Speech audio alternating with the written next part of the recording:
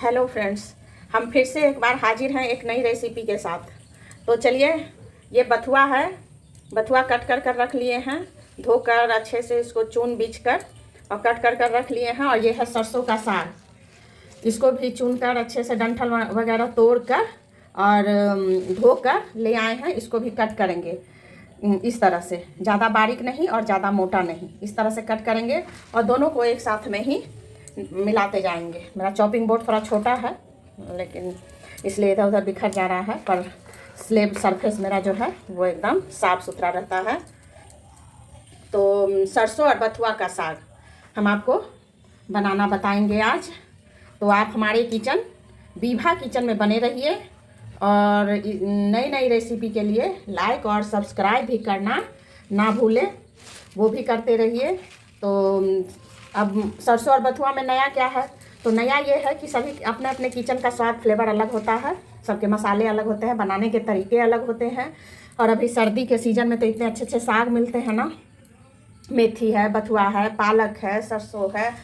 तो और साग मुझे बहुत पसंद है, हमारे घर में सभी को साग पसंद है, हमारे बच्चे से लेकर बड़े तक को सबको पसंद है। तो इसका सरसों और बथुआ का साग हम आपको अपने तरीके से बनाना बताएंगे। तो चलिए हमारे साथ बने रहिए। हम सभी साग को कट कर लेते हैं।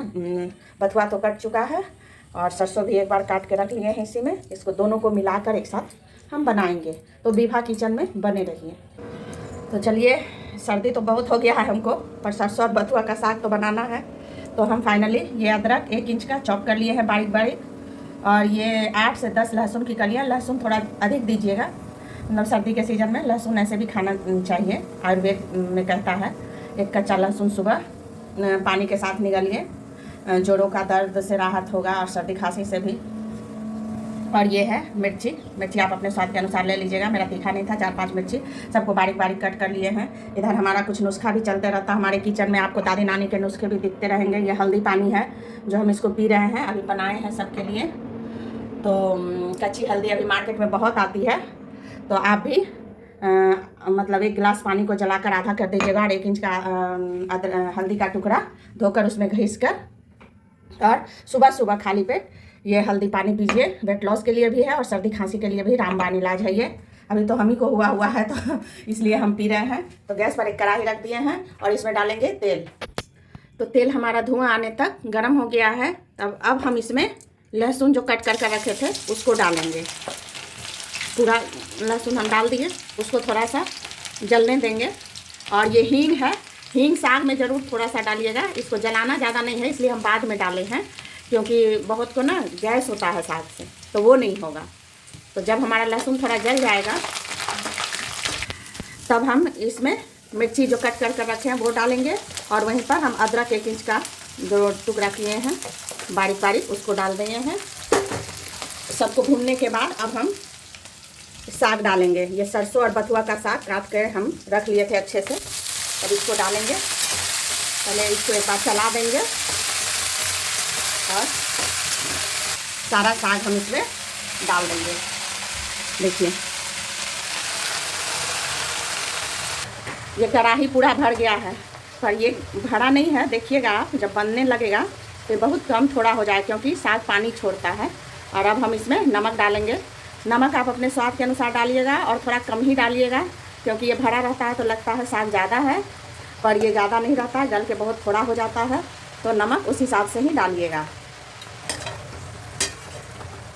अब हम नमक डालकर इसको एक बार चला दिए हैं। इसको ढककर लो टू मीडियम फ्लेम कर देंगे, एकदम लो से थोड़ा ज़्यादा, ताकि ये गलते रहेगा अपने आप। और इधर हम हल्दी पानी भी पी रहे हैं साथ में गरम गरम।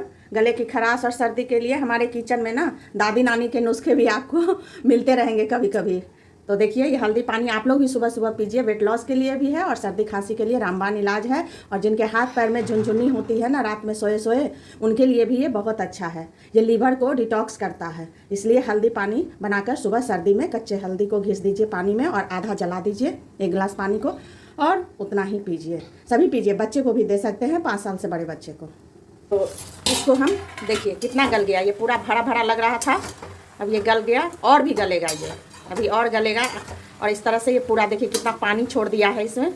साग में बहुत पानी छोड़ता है। केवल सरसों का साग भी बनता है अलग से, और मक्के की आटा वगैरह डाल के, पर एक बार बथुआ के साथ इसको ज़रूर बनाइएगा। ये दाल चावल के साथ खाने में, या मक्के की रोटी के साथ खाने में, रागी की रोटी के साथ खाने में बहुत अच्छा लगता है। आप एक बार इस तरह से मेरे तरीके से ज़रूर बनाइएगा और खाकर ज़रूर बताइएगा कि आप बनाएं और खाएं कि नहीं। हम आगे और इसको दिखाते हैं। ये बहुत गल के एकदम थोड़ा आधा हो जाएगा।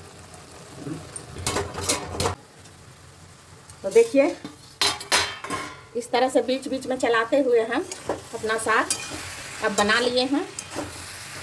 इसको इस तरह से थोड़ा मिला दीजिएगा कलछी से या पोटैटो मैशर से या इस छोलनी से ही, इस तरह से। अगर आपको इससे ज़्यादा गला हुआ साग पसंद हो ना, तो आप कुकर में 1 सीटी या 2 सीटी लगा लीजिएगा 1 कप पानी डालकर, और उसके बाद इसको लहसुन मिर्ची और अदरक के साथ सारा पानी जलाकर कढ़ाई में इसको भून लीजिएगा। पर हमको कुकर का फ्लेवर साग का उतना अच्छा नहीं लगता है, इसलिए हम इस तरह का ही साग बनाते हैं। सारा पानी देखिए इसका जल गया है, अभी और थोड़ा सा है, तो इसको खोल कर हम इसको मतलब अब ढकेंगे नहीं, और इस तरह करते हुए पूरा पानी सुखा देंगे। तब हमारा सरसों बथुआ बनकर तैयार हो जाएगा। अगर नमक कम लगे इस टाइम पर आप नमक चख कर नमक डाल लीजिएगा। हमको थोड़ा कम लग रहा था तो हम डाले थे, स्किप हो गया वो वीडियो।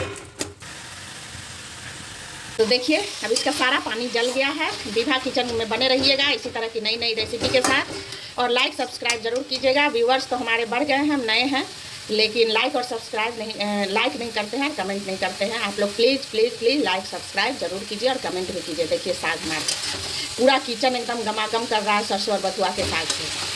एकदम मस्त बनाइए इसको, चावल की रोटी, मड़ुआ की रोटी, मक्के की रोटी सबके साथ खाइए।